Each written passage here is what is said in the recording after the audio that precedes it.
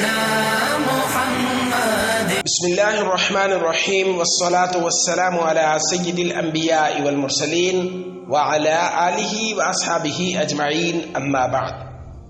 ناظرین و سامعین السلام علیکم ورحمۃ اللہ وبرکاتہ. اسلامک وظائف آفیشیل ایک اور نئی ویڈیو کے ساتھ آپ کی خدمت میں حاضر ہے.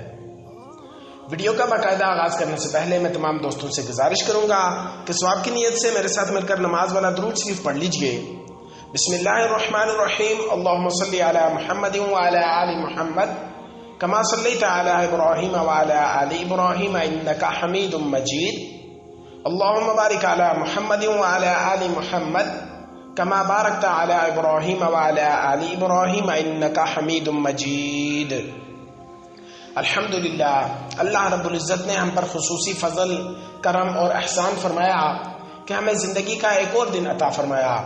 اور آج کے دن عطا فرما کر اللہ رب العزت نے خاص طور پر ہمیں یہ موقع فراہم کیا کہ آج کے اس دن میں ہم زیادہ سے زیادہ اللہ رب العزت کی رضا اور خوشنودی والے اعمال کر کے اللہ کو راضی کر سکیں، اور اس کے ساتھ ساتھ اپنی کی گئی غلطیوں، کوتاہیوں اور نافرمانیوں پر نادم اور شرمندہ ہو کر توبہ و استغفار کر کے اپنے گناہوں کی معافی حاصل کر کے دونوں جہانوں میں کامیابی حاصل کر سکے. اللہ رب العزت سے دعا ہے کہ اللہ پاک آج کے اس دن میں ہمیں ہر کام اور مقصد میں خصوصی طور پر کامیابی عطا فرمائے، اور آج کے اس دن میں ہمیں ہر قسم کی پریشانی، مشکل اور آزمائش سے اللہ رب العزت محفوظ فرمائے، آمین. آج کی ویڈیو خاص طور پر رزق کے مسائل کے حل کے لیے ہے کہ اگر آپ رزق کی تنگی اور محتاجی کی وجہ سے پریشان ہیں اور رزق کی تنگی اور محتاجی سے نجات حاصل کرنا چاہ رہے ہیں،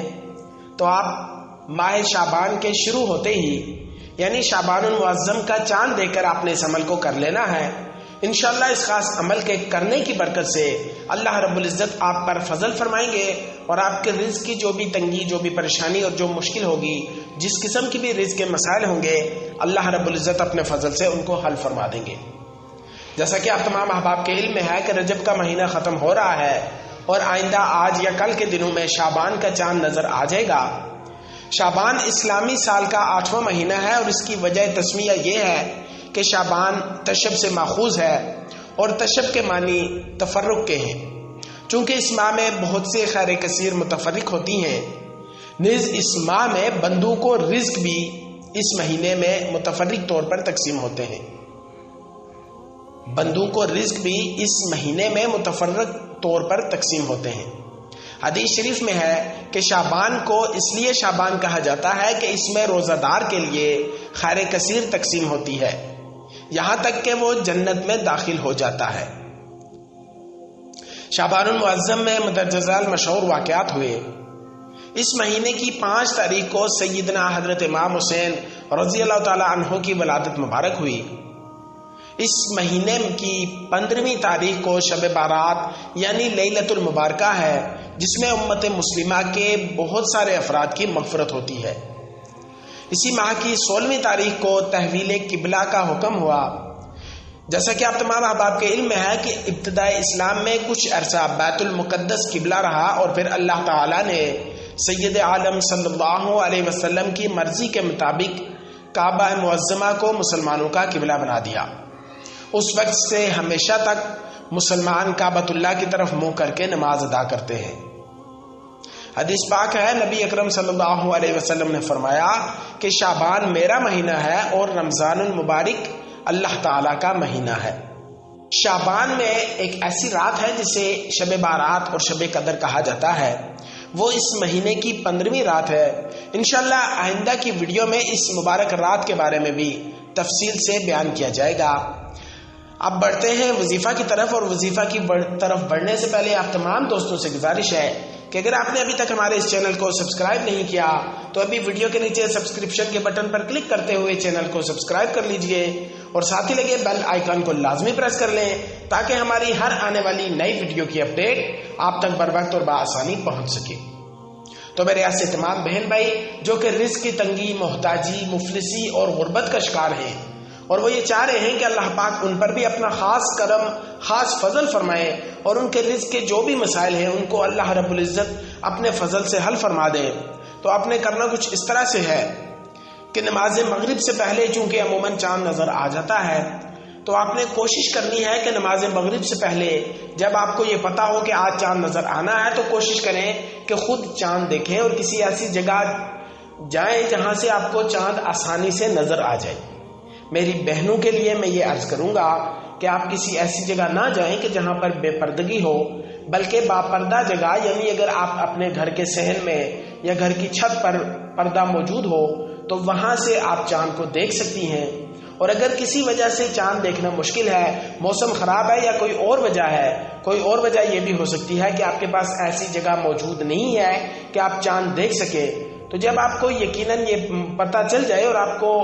پورے طریقے سے یہ خبر مل جائے کہ واقعی چاند نظر آ چکا ہے، تب آپ نے نماز مغرب ادا کرنے کے بعد اس عمل کو کرنا ہے۔ چاند نظر نہیں آتا تب بھی آپ نے نماز مغرب ادا کر لینی ہے، اور اگر چاند نظر آ گیا ہے لیکن آپ کو ابھی تک پتہ نہیں ہے کہ چاند نظر آیا ہے یا نہیں آیا، تو نماز مغرب کا وقت ہوتے ہی آپ نے نماز مغرب ادا کرنی ہے۔ اب نماز مغرب کے بعد آپ نے یہ پوچھ لینا ہے کسی سے کہ اگر آپ کو چاند نظر نہیں آیا خود سے، تو آپ نے یہ اس بارے میں جان لینا ہے کہ آیا کہ چاند نظر آیا یا نہیں آیا۔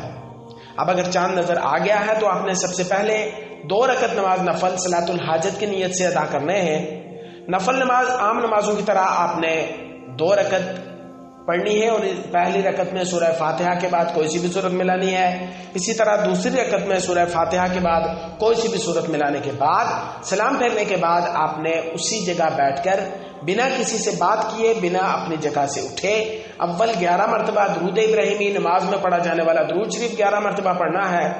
اس کے بعد آپ نے قرآن پاک پارہ نمبر 1 سورہ بقرہ، قرآن پاک کی دوسری سورہ بقرہ کی آیت نمبر 57 کا یہ حصہ،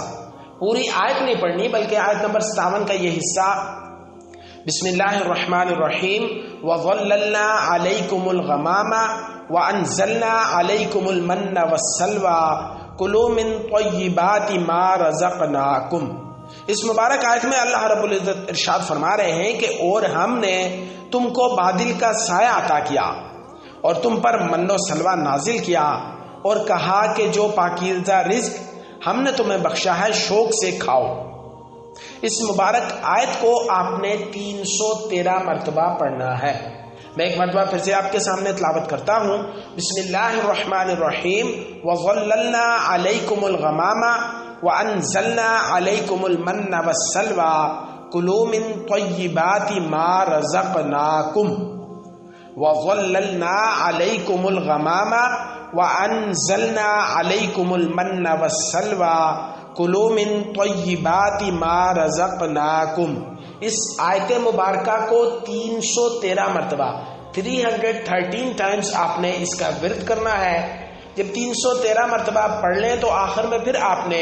11 مرتبہ درود ابراہیمی پڑھ کر اللہ رب العزت کی بارگاہ میں ہاتھ اٹھا کر جھولی پھیلا کر اپنی ہر قسم کی